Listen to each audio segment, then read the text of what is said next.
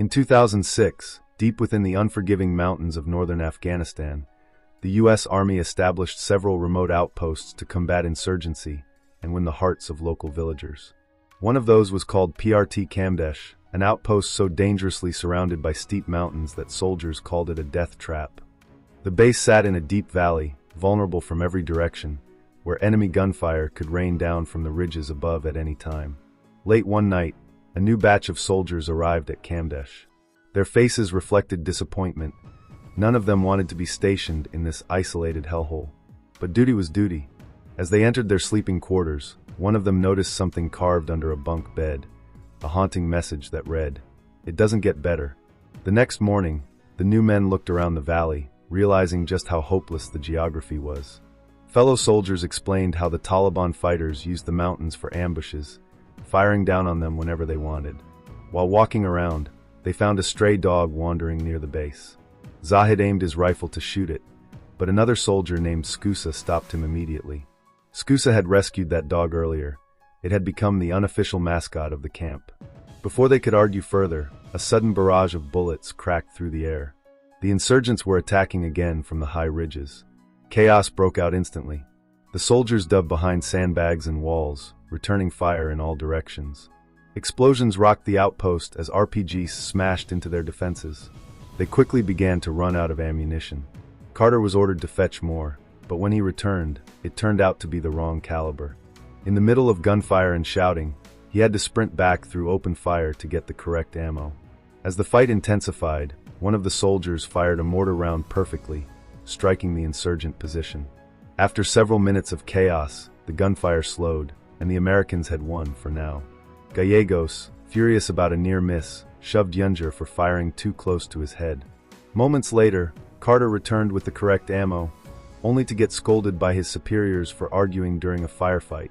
When the dust settled, the soldiers found one of their men severely injured, half his face torn apart by shrapnel.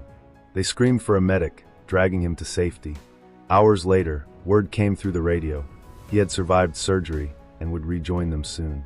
The next day, Captain Keating, the outpost's commanding officer, disciplined a young soldier caught smoking marijuana. Knowing that punishment meant little in this miserable place, Keating didn't cut his pay. Instead, he demoted him to private and revoked his free time. Later, Keating gathered the unit to discuss something important: winning the hearts of the locals. He wanted to organize a shura, a meeting with the Afghan village elders to discuss peace and cooperation. A few days later, the soldiers arrived at a small mud brick building where the shura was to take place. Even though the local elders were armed, Keating ordered his men to leave their weapons outside. He wanted to show good faith.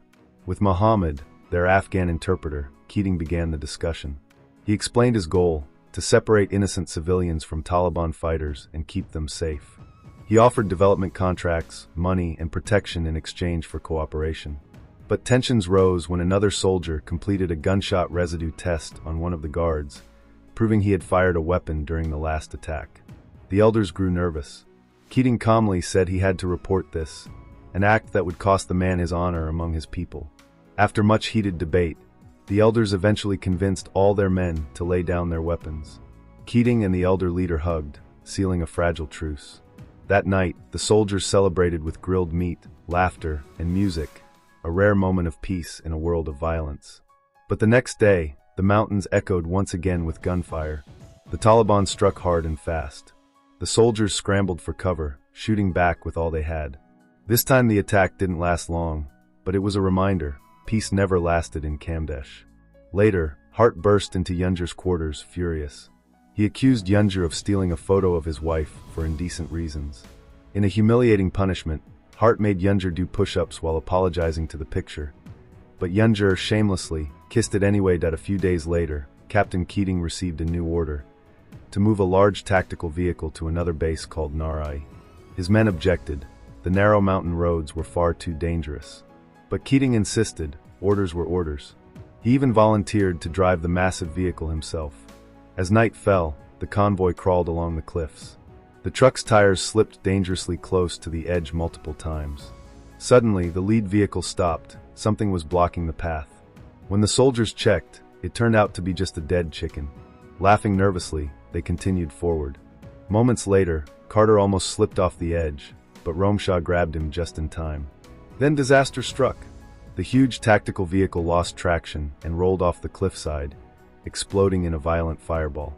Keating and the soldiers inside were killed instantly. When the team returned to Kamdesh, the mood was heavy and silent. They gave their fallen captain a proper military funeral, their faces lit only by the burning torches and grief.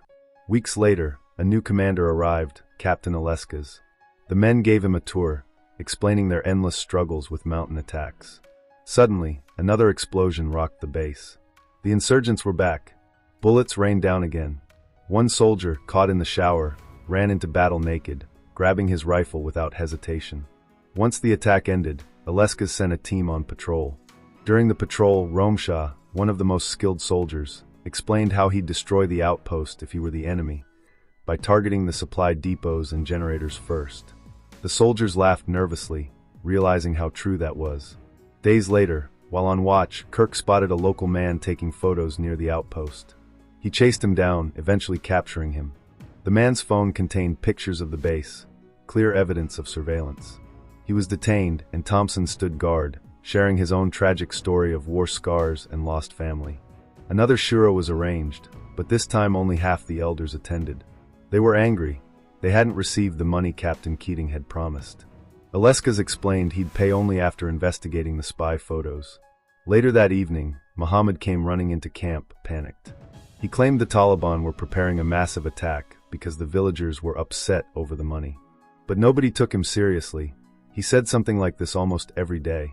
A few days later, Aleskas led another patrol. Muhammad tried to listen to enemy radio chatter, but claimed he couldn't understand certain dialects. At a narrow bridge, Aleskas crossed halfway when an explosion suddenly erupted. The bridge blew apart. Yunger managed to save himself, but Aleskas fell into the river dead. His blood splattered across Yunger's face as he stood frozen in shock.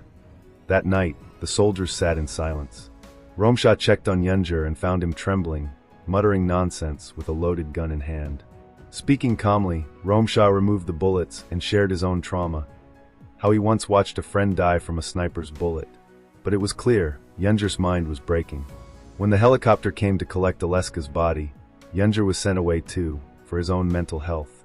Soon after, a new leader arrived, Captain Broward. His first order shocked everyone. The base would be closed by July. Until then, they had to maintain operations and hold position.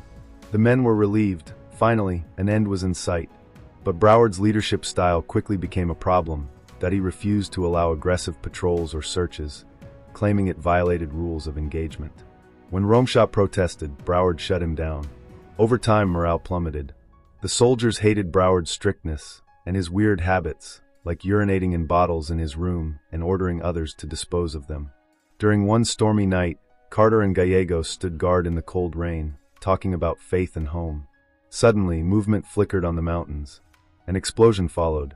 Broward hesitated, calling in wrong coordinates before correcting them. The team fired a mortar that hit perfectly, but it was clear the enemy had upgraded. They now had night vision and were moving mortars on foot, meaning they were becoming far more dangerous. The next morning, angry villagers arrived carrying a dead girl. They accused the Americans of killing her. The soldiers immediately recognized it as a Taliban setup. The girl had been dead for days. Still, Broward decided to pay the elders to avoid more trouble. During the heated exchange, the camp's dog bit one of the elders. In Afghan culture, this was considered deeply shameful. The elders demanded punishment. Without hesitation, Broward pulled out his pistol and shot the dog dead, right in front of everyone. The soldiers were horrified. Days later, in an attempt to relieve stress, some soldiers began a reckless game, testing who could withstand the longest during a mock waterboarding session. They laughed and coughed until Broward arrived, furious. He announced that he'd been relieved of duty, and a new captain would arrive soon. Before leaving, Broward confirmed the closure date, October 6, 2009. Until then, Bunderman, his second-in-command, would take charge. He allowed the soldiers to call their families, but ordered them not to mention the closure date, fearing the Taliban might find out. That night, the soldiers crowded around the satellite phone, some crying, others just listening to their loved ones' voices, trying to remember what peace felt like.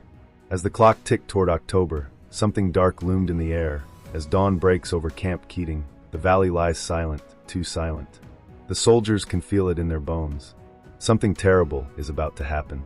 Staff Sergeant Clint Romshaw steps outside his barracks, scanning the ridgelines with his rifle. The outpost sits in a deep bowl surrounded by towering mountains, the worst possible position for defense. He knows if the Taliban attack from above, they'll be trapped. Inside the command tent, Captain Keating discusses concerns about the outpost's vulnerability with headquarters. But the higher-ups delay their decision to relocate the base, saying it's not yet a priority.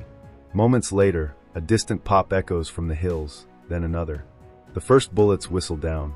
Within seconds, all hell breaks loose. Hundreds of Taliban fighters open fire from the ridges, unleashing a storm of machine gun rounds, mortars, and RPGs. The outpost erupts in chaos. Men scramble for cover as dirt and shrapnel explode around them. Radios crackle with frantic voices. "Contact!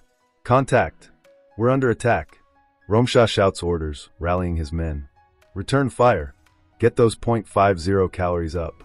The soldiers fight back with everything they have, but the enemy has the high ground, and their gunfire rains down mercilessly.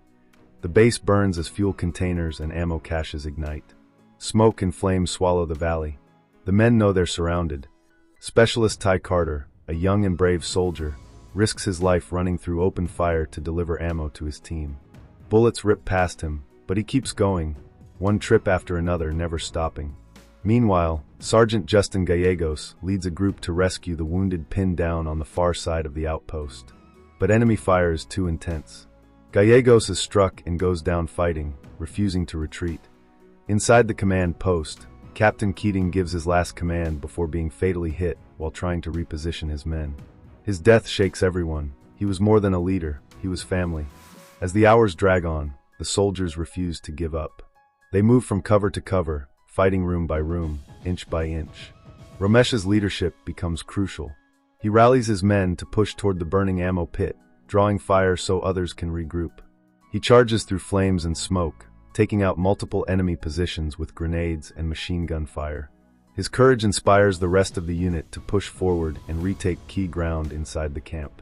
Amid the chaos, Carter spots Specialist Stephen Mace, badly wounded and lying exposed in the open. Without hesitation, Carter sprints out again, braving a wall of bullets to reach him. He drags Mace to safety behind a Humvee and applies first aid, but Mace's injuries are too severe. Despite their efforts, he doesn't make it. By afternoon, U.S. air support finally arrives. Apache helicopters and jets strike the ridgelines, scattering the Taliban and ending the assault.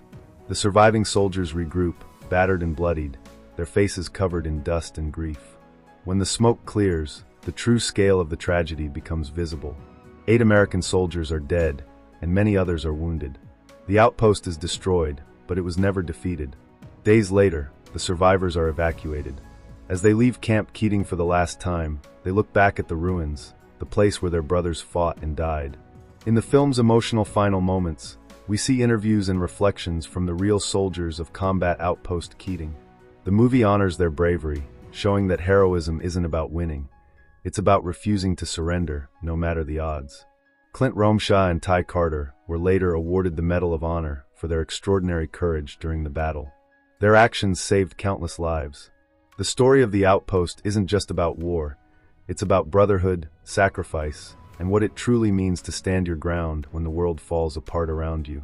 The film ends with a dedication to the real soldiers who fought and died at Combat Outpost Keating in Afghanistan, reminding us that freedom often comes at the highest price imaginable.